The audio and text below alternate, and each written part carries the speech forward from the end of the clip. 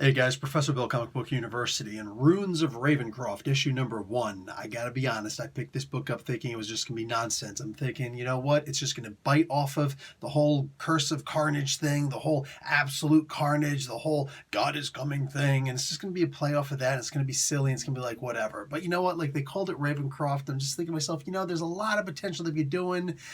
There's a lot that not a lot. Every so often I'll talk about how Arkham Asylum and Ravencroft were both based off of the H.P. Lovecraft stuff. Arkham Asylum and DC Comics just simply did it first, and a whole lot better, and Ravencroft barely touches things at all.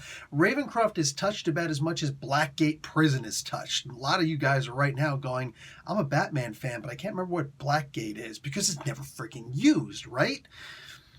It's about damn time they did something with Ravencroft. So I'm like, you know what, let me pick up this issue. Well, guess what? I was right, but not in the direction I thought it was going to be right. I'm going to get into all that after we talk about who made the comic book. Okay, so credit where credit is due. Excuse me, The Runes of Ravencroft, Carnage. Frank Thierry on writing. Angel Unzeta on art for the modern day stuff. Sorry for butchering your name. I love you, man. You did great art. The flashback art is done by Guy Villanova. The colors are done by Rachel Rosenberg. The letters are VC's Travis Lanham.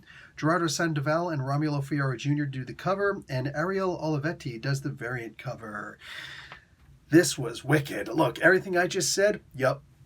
They basically give an ancestor, and this is a bit of a spoiler, I'm sorry for doing that, but an ancestor of somebody very important to the Venom line, so to speak, where, like, this is colonial times, and pre-colonial times, essentially, where we find out where this Curse of Carnage actually came from.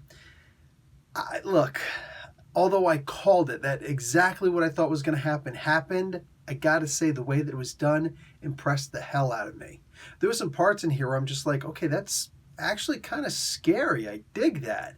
It wasn't that visceral horror, that psychological trauma that you can get from reading a freaking H.P. Lovecraft story, but the potential is there. It's almost like Marvel is just like, okay, here's the well of madness. I'm just going to dip my toe in it. See if y'all can handle it. You know what I'm saying? After that, we going skinny dipping. Dude, like Cannonball. This is wicked, man. Holy crap. I liked this. I genuinely liked this. So I'm sitting here reading this, and I'm like, damn, are they going to continue with this?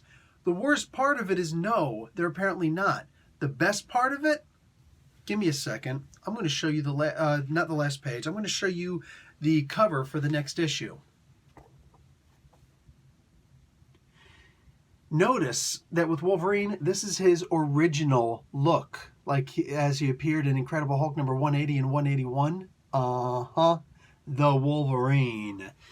The next issue is called Runes of Carnage, Sabretooth. I don't know who's going to be doing it. I don't know anything about anything as far as this book is concerned, except for the fact that I'm going to have to pick it up.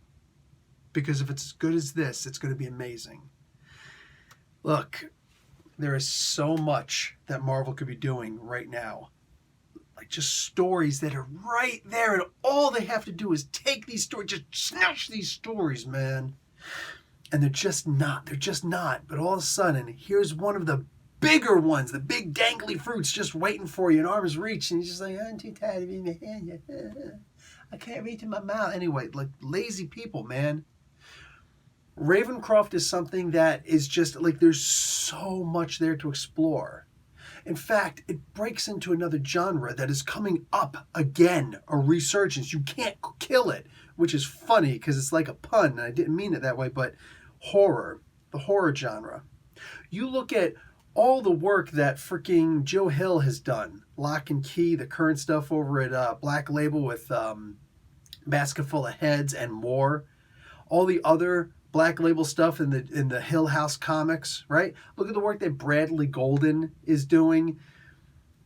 Like, dude comes out of nowhere. Nobody knows who this guy is. He's just like, I feel like writing some horror comics because I noticed that there's a severe lack of horror comics, so bada bang.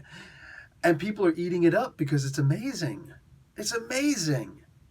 There are people out there who aren't even doing a great job at the horror comic books. People are picking them up just because we've been missing them for such a long time.